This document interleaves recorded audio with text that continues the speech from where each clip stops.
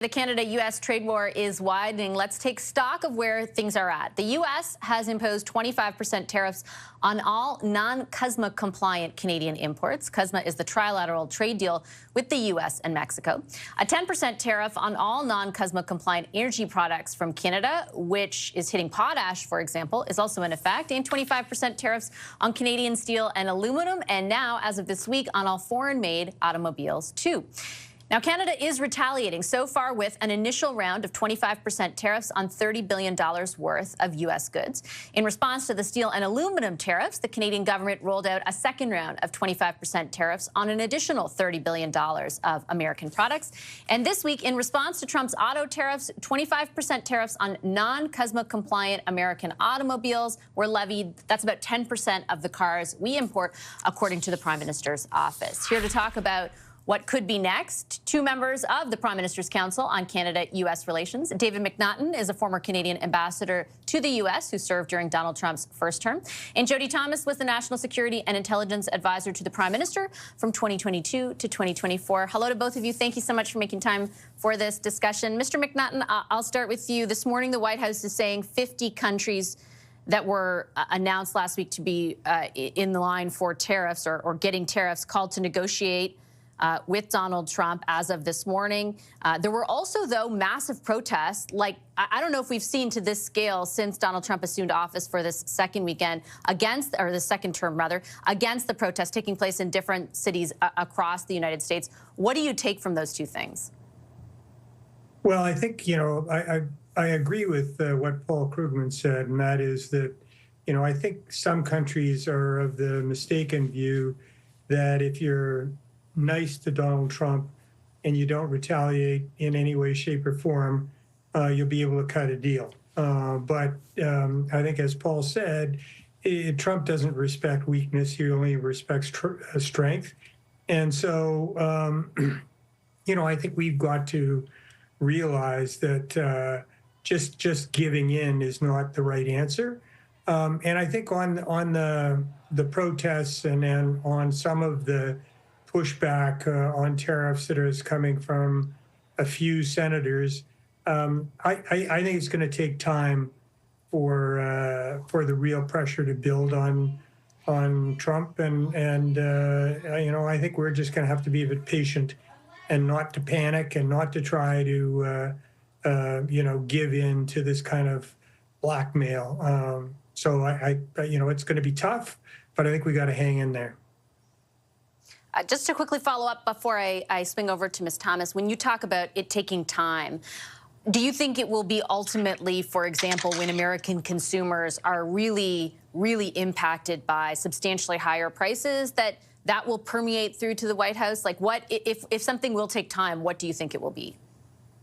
Well, I think as we get closer to the midterms and you start seeing members of Congress worried about losing their seats, then I think you're going to have the pushback. And I think that's going to take some time. Their election cycle, they start campaigning, 8 or 10 months before an election. So that's probably going to be late 2025, early 2026. But that's because ultimately, even if Donald Trump agreed to sit down and renegotiate somehow or other our arrangement, the reality is that we have a trade deal that Donald Trump negotiated, that he said was the best trade deal the United States had ever done.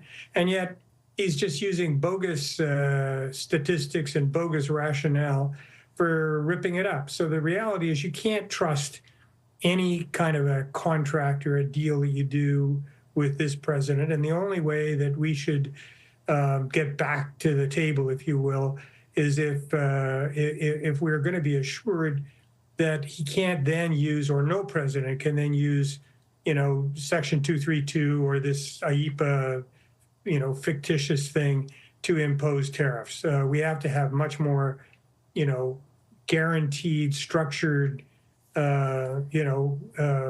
process that doesn't allow the president on his whim or the whispering of Peter Navarro to impose tariffs based on dumb ideas like, oh, Canada's a source of fentanyl.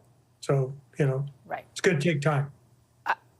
Okay, I have some follow-ups on that, but Ms. Thomas, I wanted to ask you because my last guest, Paul Krugman, also characterized the U.S. essentially as a rogue actor now when it comes to what would have been previously for decades now economic leadership. From a security perspective, I'm wondering if you think the same is true, that all the security alliances that they lead, the posture with which they lead on issues around security around the world, are they becoming a rogue actor there?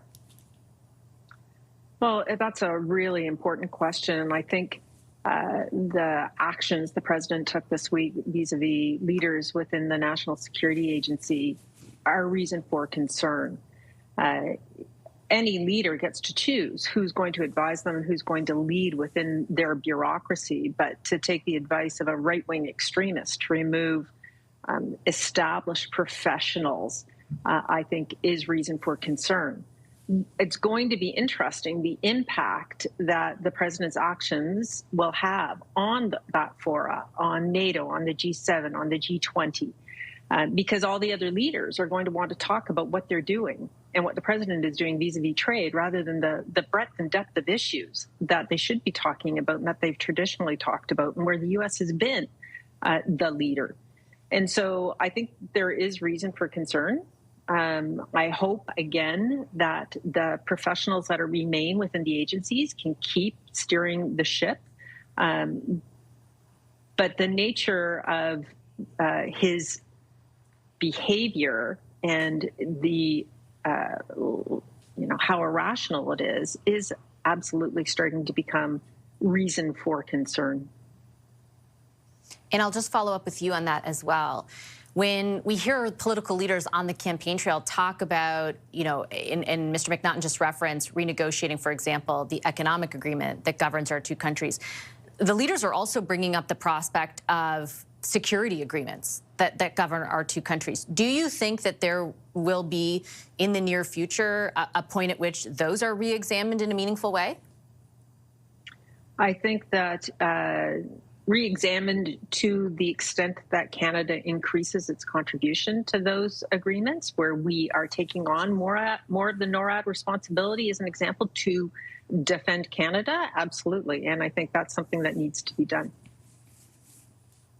I guess, Mr. MacNaughton, I wondered, and again, informed a little bit by the conversation on the campaign trail, and not looking for your direct comment on any one policy, but on, essentially when you're talking about you can't trust the paper it's written on. I mean, all of the major parties, well, both of the major ones, I should say, the Liberals and the Conservatives, are talking about renegotiating it as soon as there is a new prime minister, or embarking on some kind of negotiation on both the economic and security front. Do you think that's possible? Well, I think we've got to indicate our willingness to sit down and have a conversation. I think those who say, oh, let's advance the 2026 CUSMA, and people mistakenly call it renegotiation. It is set up as a review of the agreement to see whether or not the behavior of all three countries is consistent with what we agreed to in 2018, 2019. But if we go to sit down to have a discussion with the Americans about security, defense, and trade, and I agree with Jody. We've got to step up as a country and make sure that we have all of the things that we should be doing in terms of defending our country and participating in the defense of North America.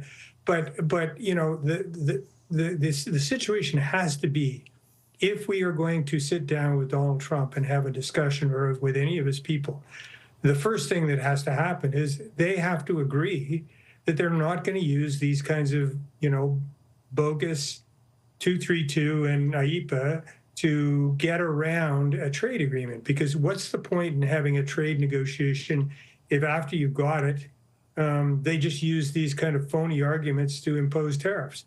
So that's going to take time. It's not going to happen easily. And defense and security has to be part of the discussion. Part of it also is, at the end of the day, even if he gets under huge pressure from Congress, or from, if his poll numbers start to drop and everything else, Trump is going to want to be able to say, I won. And one of the ways in which we can give him an off ramp, which we by doing things that are in our interest anyway, is to actually spend more on defense and security, which we should be doing. And if that gives him an opportunity to say, oh, this is what I was always after anyway, the trade deal is still a really good deal, but, they've now stepped up and they're spending money on defense and security, let him have his win. But we cannot be subject to this kind of, and I think, again, Krugman was absolutely right. This is Donald Trump. But what happens if the next president of the United States is J.D. Vance, who seems to be following in exactly the same footsteps?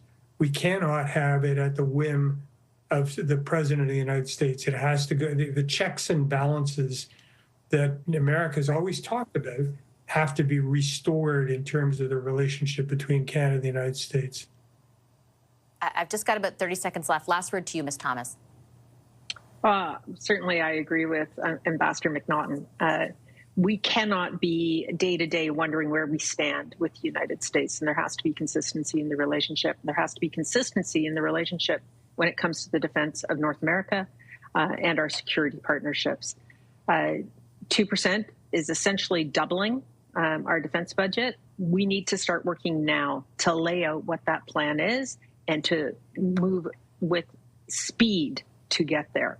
So expanding existing programs, looking at where we can rapidly ramp up and increasing the number of people in the Canadian Armed Forces is just critical at this moment. Okay, I'll leave it on that note. Thank you very much, both of you, for the discussion today. Jody Thomas and David MacNaughton.